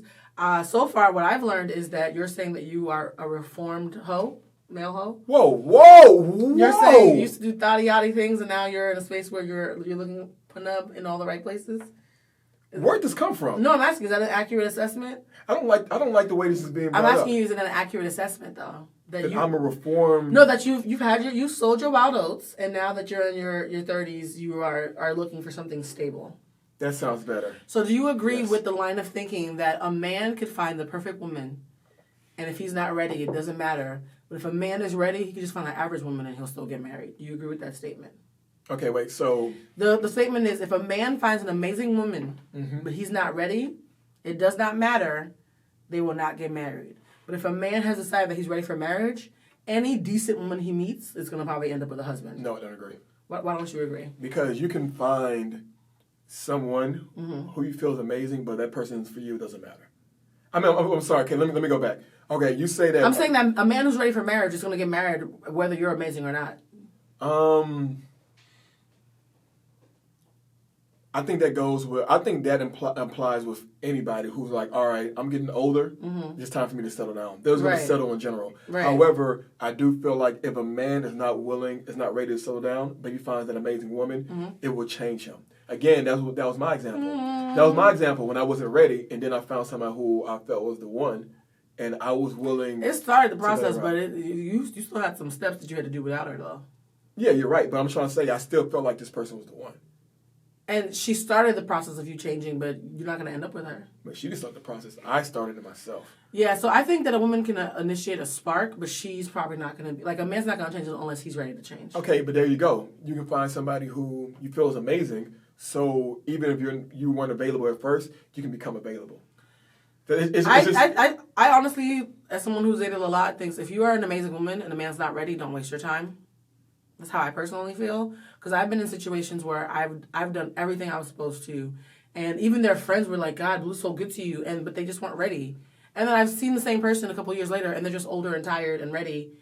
And the person they end up with is not even all that impressive, but they were ready. And she was there. See, that's what I'm saying. That's called settling. Yeah, a lot of people, I think men are more, I think a man is more prone to settle when he's tired than he is to be challenged to improve when he's not ready. But that's why I say you also got to understand, too, that, okay, if you're talking to this guy, and you're saying you're an amazing person, but this person's ready, then that person just probably isn't as into you as much as you think he should be. I don't think a man's going to change I think a woman can inspire him, but there still has to be something in him where he already wanted to change for himself. Because here's the thing, it's dangerous if 100% of it is to get her. Because that means when he's tired of her, and he will, because if people get tired of each other, he's going to regress, because he wasn't doing it for himself. I wouldn't actually want a guy to change for me. I would want a guy who's like, yo, I was looking for a reason to change anyways, and I've already been trying to figure out like how to be a better man, and you just inspired me to step it up even more. That's okay, but if the whole thing is resting on my shoulders, what happens when I get on your nerves? What happens when I get PMS and I say the wrong thing and we don't feel like seeing each other for the day? You know what I mean? Like, but and that's what I'm saying. If a guy is really really into you, even whether he decided beforehand that he didn't want to get in a relationship, he will change. Not change. He will be like, you know what? I will make this exception for this person. That's an interesting word, exception. I've had a lot of people make exceptions for me. It's not as flattering as people think it is. The word exception is, yeah, I have problems with that word. When you're someone's exception, it only works if the person is grateful that you opened their eyes and doesn't think that you need to be grateful for being the exception. Because I've had people who have made exceptions for me, and then expecting me to like kiss their ass because they made an exception for me. See, I'm not saying that's different. Yeah, I'm not doing that. Yeah. I'm not doing that at all. All right, Obi, there's a segment. I wanted to end this on a light, happy note. Because you are the only person I know who's surrounded by happily married people. Is that a Texas thing? Is that because you're from Texas? Shit, I don't know, Mike. Yeah. No, Melissa and I did a podcast episode recently. From the South? A month ago with Claudia Jordan, and she mentioned that she found a man in Dallas. Like, she had been single and dating trash in LA, and then she goes to Dallas and automatically finds this amazing man. And then everybody in our comment section for the podcast then started saying, we're booking flights to Texas. I'm being serious. It probably is. Not everybody on the show who watches our show, by the way, check out I'm Here for the Food on Spotify, Apple, what else are we on? YouTube as well, and iHeartRadio. But yeah, everybody from that show now the joke is, who's doing a group trip to Texas to find a husband? So I'm wondering, do you think you guys being in Texas and being in the South is why you're so marriage-minded? Because in New York and LA, it's not the same. Probably, because you also got to think like New York and LA being a place where everybody's trying to... Everybody wants to be a star. Everybody wants to be a star, so they're not even focused on that. And also, they want to date the next person who's like up there, who they feel like is an equivalent. I want to keep my options open. Yeah, that kind of stuff. In New York, everybody's moving like this. Yeah, chop. And they're cold, too. Yeah, and so where I'm from, especially in Houston, the South, it's like we're slower, more laid back. Our careers are driven on Hollywood. Our careers are driven on the hustle and bustle. Our careers are like about stability. So you think the whole family values thing is... Stability. So everybody wants stability out there. Yeah. So you talked to a bunch of your friends. I think you had something on your phone. And you asked them, what's the question we told them? What's the biggest lesson you've learned about love or relationships from being married? Yeah. The fact that you even have friends that you can do this focus group on is amazing. I don't have any close married friends? Friends, brothers, sister. Don't show off. My parents are still together. My parents are not still together. Why'd you say like it was a prize? No, it's just my daddy's an All right, asshole. so what was the question again? What have they learned about relationships from being married? You mentioned a couple of them to me before we started. All right, it says, this was one of them. It's not all about me. Okay, he said this wrong. That was kind of weird to tell you how he said that one. But he said, it's not all about me. All my problems and headaches don't only come from me and my doings anymore. It's a whole nother life I'm tied to that's ready to fuck me up. Whoa, okay, it started off sweet and it took a turn. Or make me happy. Okay. A lot of that depends on who you're with. What's the next thing you learn? My goodness. Being married, you have to understand that you may not get your way. Also need to understand that you have to open up. You also got to be considerate of their feelings and emotions. You can't make all decisions for your household without consulting your partner/spouse. So you don't get to choose everything on your own anymore. You have to consult with someone. And this one said, shit tough as hell. Takes a lot of commitment. Can't always be thinking about leaving. That's unhealthy and will limit y'all's growth in ways you never see. See, that's the abandonment issue stuff. You can't be threatening to leave somebody every time they get on your nerves. It's really harmful. And this one I think is a really good one. It says, there's a lot of pride swallowing too. A whole lot of swallowing your pride. That shit is painful, like it actually hurts. Shit is like swallowing throw up. Oh my God. Okay. That got a little So do you think, I heard swallowing your pride. Do you think you're good at swallowing your pride? I had to be, yeah. Oh, I think this is a good one. Love is a hell of a drug. Shit will have you in the streets looking for a motherfucker in the daytime with a flashlight. Wow. But people are cracking jokes. So basically, love is addictive. It's uncomfortable. You have to swallow your pride. It tastes like vomit. You can't make your own decisions by yourself anymore because you got a whole other person staring at you. So pretty much it's pretty much saying you can't be selfish anymore. It's not, like I said, it's not all about you anymore. And you have to own that. You have to understand that. How selfish do you think you are, like percentage-wise? Are you like, I think percentage-wise, I'm probably like 25% selfish. I don't think I'm very selfish. I can't really say, honestly. I would say you're 50. I was going to say 52, but I wasn't really sure. You're half and half. Like, you're half selfish, half generous. You think 25 is the right number for me? Should I go higher? Oh, yeah, because every time I come to your place, you always got, like, cheese and crackers laid out. And you sit on the couch, and you're like, charcuterie? Well, I like charcuterie plates and candles and, like, feeding my friends. Because I love Ritz crackers, the one with the cheese in the box. I'll come over to Blue's place, and there's, like, a box of cheese crackers that's sitting on the pillow, and she's sitting there, and she's just looking at me like, whatever. I like being hospitable. There's nothing wrong. There's water in the fridge. Coconut water. Like, you sitting down, she's like putting coconut water out. I like taking care of people. Look, I'm a Taurus, okay? We like cozy stuff. We like people to feel cozy in our homes, which is why I always have candles and snacks and beverages and whatnot. And I'm like, someone's like, hey. Obi will open up a whole roast chicken and eat it in front of me and offer me any. I did that today. You do that every day. Every day. Glaringly different. You see that? I don't even like when someone's like, can you give me water? I'll be like, it's right there. Get it. Like, so, your selfish might be 70 then. Like, it's getting higher the more you talk. So this is like... So how are you gonna find... So you say you want a wife, but you are selfish. No. Now, with somebody that I care about... That's funny, man. Somebody who I care about... Practice on your friends. Somebody who I... No. Practice. There's a difference. I'm not sleeping with my friends. No, but here's the thing, though. I honestly think, and this is something Antonio... My best friend Antonio and I have been best friends for 20 years. And we've known each other since we were kids. And we always say... It's silly to think one day you're going to just wake up and know how to do all these amazing things for someone that you've never done before. And so there are a lot of really tender and beautiful things that we do for each other as friends that I now have confidence I can do for a partner because I've already practiced doing them with somebody that I care about who I wasn't sleeping with. So for the person I'm dating... You're just going to magically learn how to be generous. For the first person I'm dating, I go out of my way. Okay. I always go out of my way. Okay. Only thing I don't like doing is sending deliverable stuff. Like flowers, edible arrangements. Why? Because I don't like paying delivery fees. I'd rather just bring it to you. I'm not paying $6.99 to send you something. You're not sending someone beautiful roses because of delivery a $7 delivery fee? Absolutely. So you're cheap. If you want to call it that. I will bring it to you. Like I would rather buy you flowers that cost like $60 if that's the case, and then bring them yourself. Absolutely. But what if she's on a trip or something and you want to surprise her because you're not there? That's different. If we're not in the same city, would you pay the delivery fee though? If we're not in the same city, convenience fee, of course. Okay. Like I don't like ordering Postmates because I'm like, dude. I love Postmates. Yeah, I love Postmates. I love Instacart. I love all of it. Not me. I'm like, dude, I'm not paying you. Like my meal before it's delivered is $9. By the time it gets to my house, it's $36. So are you stingy on dates too? Does that mean that you don't spend any money when you're dating? No, I spend money on dates. Oh, I learned the lesson about being cheap on dates. And what lesson was that? Share. That was like almost a decade ago, though. What lesson did you get what you paid for? No, just always cheap. And the person was like, "You talk about money too much." About cheapness. And I was like, you know what? Yeah, that's what I was like. Don't get me wrong. Yeah. When the person's ordering, I'm looking at the menu and I'm sweating. I'm like, do you have to get that appetizer? I'll have 3 lobsters, please. Like, you didn't have to get that. You didn't have to get that appetizer. You're going to eat. No, but don't you just want to, like, I've been broke and still gone on really great dates. Why does the microphone keep eating my hair? No, I've been broke and I've still gone on really great dates because you can still be, like, creative, like you said. Like, a picnic is free. You're just paying for the sandwich meat. You also got to think that you were, like, in New York. And D.C. Houston, we don't have, like, available. We can just... What? Like, we don't walk in Houston. You just ride horses everywhere? First of all, no... We're not fucking cowboys.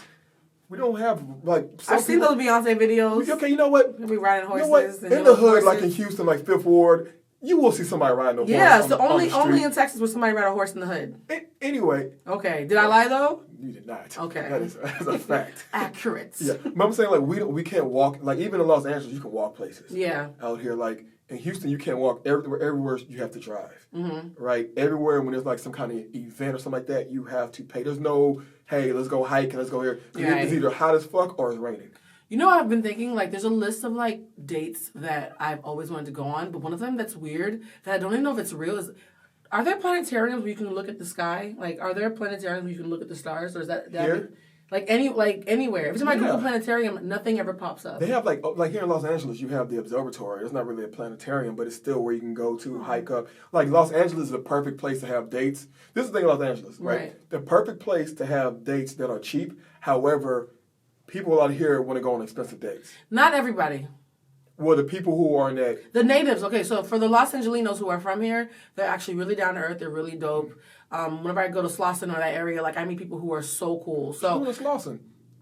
Don't do that. Like, represent, okay? I'm down. Destination Crenshaw, okay? I'm the same. There's a new initiative called Destination Crenshaw. Issa Rae is the ambassador. We actually went to one of their events for Destination Crenshaw. They believe that Crenshaw is the Harlem of the Los Angeles area, and that they want it to be more recognized for all the talent that's come out of this area. So when I go to those kind of areas, I do find really amazing down-to-earth people. I think it's the transients who come from other places that are hoity-toity and don't want to go look at the stars. You know what I'm saying? I'll tell you right now, I'm a transient, and I remember I wanted to go to that Nipsey Hussle memorial. Yeah. With my homegirl came out of town here. Beautiful memorial. But those Crips were scary as hell. We're not going to talk about that. Let's keep that on task. All right, last question. If you had to pick your ultimate destination for a vacation, this is all about dating in the 2020s. We've talked about how you have to find people who are emotionally available, people who are transparent and not ambiguous. And remember what our quote is about perfectionism? Do you remember the quote? Perfectionism is a glamorized form of cruelty where you get to rob people of their human right to be flawed. So we're not going to be perfectionists. We also talked about what it takes to make a marriage work. And so my last thing is, if you were dating someone and you were actually claiming it and you were going on a vacation, what would be your dream destination? Paint us a picture before we go out. Make it beautiful. No pressure. I would say somewhere like the south of France or something like that. Oh, I've been to the south of France. Like, it's really nice. Yeah, somewhere where it's nice, beautiful weather. You can just have a good time just being in there. I've never been there before, just from pictures and videos. I have. It's beautiful. South of France is nice. Something like that, yeah. For me, it would be somewhere exotic and beachy, but like private. I'm very discreet. I hate things that are too public. I always wanted to go to Zanzibar. Zanzibar is like a beachy area in Africa, because Africa is one of the continents I haven't been to. I feel like the only person in my friend group who hasn't been to Africa yet. Antonio literally goes like twice a year. So Zanzibar, Santorini, Greece, I've always wanted to go to. All the blue and the white and the water and stuff. I would love to like be on a yacht, but that would require a lot more money. I don't have yacht money right now, but I will. See, that's what made my South of France, that yacht experience. Yeah, and I've actually been on a yacht in the South of France. My mother paid for it. It was a graduation gift. But no, I would love to be somewhere where there's lots of water. Lots of water and seclusion and beachiness and people waiting on us hand and foot. The funny thing is, though, my second favorite vacation is a staycation, actually. I remember I told you the story. I had an ex, and we had a projector, and we would project movies on the wall, and we'd, like, make forts on the bed and, like, watch marathons. Oh, that's dope as hell. So, like, watching Bob's Burgers for, like, 4 hours that's with dope a bottle as hell. of wine. So it's either really expensive or, like, $20. I'm an extremist. What are you making that face? No, I agree with you. It's a perfect date, right? I know, I'm really good at this. All right, Obi, actually, looks like we went way over our time. Can I say one thing about relationships? Oh, you have a word of wisdom that you want to share with the eligible ladies who are watching this right now? Yeah. All I want is a woman to plan my birthday. Actually, I agree. I don't want a woman, but I want somebody to plan my birthday. That's it. For all of you friends out there who've had me help you plan your birthday parties and your engagement parties and your baby showers, and you've never thrown me anything, trust me, I've noticed. This is one thing that I've never had that where, like, I'm throwing a party for somebody. Like, it was close one time in college, a girl that I was sleeping with. Yeah, I would say... Was it 8-1 relationship where you liked her at an 8, but you were available at a 1? Absolutely. Mm-hmm. All right, and so she was like, I'm going to throw you a party for your birthday. I was like, I don't want the party because I was doing graphic design work. I was trying to make money in college, making party flyers. Mm-hmm. And she was like, no, I'm going to throw it for you, boom, boom. Her and her BFF, who was dating one of my friends... Threw you a party anyways? Well, she invited nobody. She only invited me, my friend, and... like one of their other friends. I was like, it's a 5-person party. I said, you didn't invite my... But you told me it ended up being a great party, so get to the part where it became a great party. I had to invite everybody. I had to go to the store and buy the liquor. I had to go get the cake for them to make. So she started throwing your party, but you took over? No, she didn't start throwing shit. What she was throwing... Jesus! Oh, we so bitter about this. She didn't throw me shit. She just had an idea. They were just coming to bother me while I was working. I'm like, we're going to throw a party. They didn't even invite my best friend who literally lived across the parking lot from me. If you feel this much ire all these years later, I can just imagine how you talk to He her. lived across the park. They didn't invite him. Okay, so your dream scenario is somebody... For me, it's the opposite. I've just thrown so many... I actually even had a wedding at my house once. I had a wedding reception at my house. And that birthday, they still didn't throw me anything. I'm like, I literally received you at your wedding. And now you guys are fighting me. And they made, and at my birthday dinner that I planned, they all made me pay for my own meal. And some of them stiffed the bill, and I ended up paying for 3 other people's meals on my birthday. So for me, birthdays are particularly painful. I've never had anybody even try. This is so depressing. It was a $30 meal. I ended up paying $140 for my own birthday meal. And people were like, well, I put in my cash. I'm leaving. There was like 18 of us there. And like half of them left. Yeah. Who are these people you hang out with? People that I no longer hang out with. That's why I live in LA now. So, yeah, for me, it's never about the money because I can always make my own money. It's about the fact that I've never been in a situation where anybody's put in the thought to throw me a party or anything like that. My mother threw me one surprise birthday party when I was 5 years old. I've been chasing that feeling ever since. Really? I only had one party when I was a kid, too, so... Yeah, I'm surprised you guys didn't have more parties. Anyways... No, my brother had all the parties. I didn't have shit. Oh. Did you ask your brother anything about being married? He's happily married. Did he have any advice? I feel like if I had happily married siblings, I would be asking them all the questions. Oh, just for me looking at them, happy wife, happy life. Oh, yeah. Well, that's absolutely true. Yeah. That's actually the perfect way to end this. So, you guys, this was the first episode of Humanized. This is going to grow organically. I'm going to be trying to do it, like, bi-weekly. Yeah. So, Obi, as my makeshift manager over here, is trying to get me to do these bi-weekly. He is now officially a friend of the show. Thank you, Obi, for coming. He'll be back intermittently when I can convince him to show back up. Sometimes I'll be doing something like this where we're talking about a topic and breaking it down for you. Other times it'll just be me talking to the camera. This first episode was a little bit long because we were just, trying to see what happened. Going in. But yeah, definitely feel free to check me out. My Instagram and Twitter is @BlueCentric. Obi's is @Obi Aris.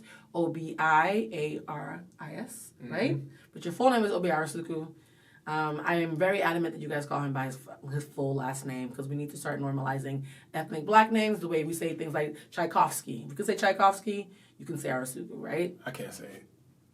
Damn, Obi, you killed my point. I was trying to advocate for... Tchaikovsky. Thank you, right? Oh, also, I want to point out for anybody who's watching this is a very pro-black show. We are pro-woman, we are pro-ho, we are pro-choice, we are pro-free agency.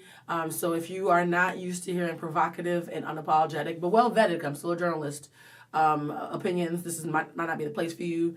Our goal is to humanize, not turn things into perfectionistic archetypes. So we want to have more uncomfortable conversations. Some of the topics that I'll be covering are anti-blackness, sexuality, spirituality. That's going to be an interesting one because people probably have a lot of questions about me being a clairsentient. Obi, do you have any topics you think as a guy I should be covering? Because I want men's voices to be heard. I know people usually think these shows are for women. By the way, if you want to see shows about women, I'm Here for the Food with Melissa Ford. That one is more of a women's empowerment show. This is something totally different where I'm just literally doing whatever the hell I want. And if you want to hear about pop culture and politics, check out my columns at The Griot. And yes, I will keep plugging my other jobs because all my hustles work together. Obi, are there any topics that you have in mind that we should cover as a guy that you don't see enough of? Male vulnerability. That would be a great topic about like the difference between masculinity not being toxic and being more vulnerable versus you being called a bitch by women. There's some women who like toxic masculinity and they call you a bitch when you show feelings, and then there's some of us who love it. So as a man, how do you navigate knowing the difference between a woke conscious woman who likes it and who saw Moonlight versus someone who wants you to be a roughneck and slap her around a little bit? And those two women actually exist. We have to be honest about that. And not even just when it comes to men and women, but when it comes to men around their friends. Oh, and bonding. That's one of the big. So are you saying you're coming back for that episode, Obi? Is that what you're committing to? You may have to get somebody else for that. I'm too thuggish, baby. I'm going to let you have that. On that note, this is the first episode of Humanized. Please feel free to check us out. And it's a wrap. Bye, guys.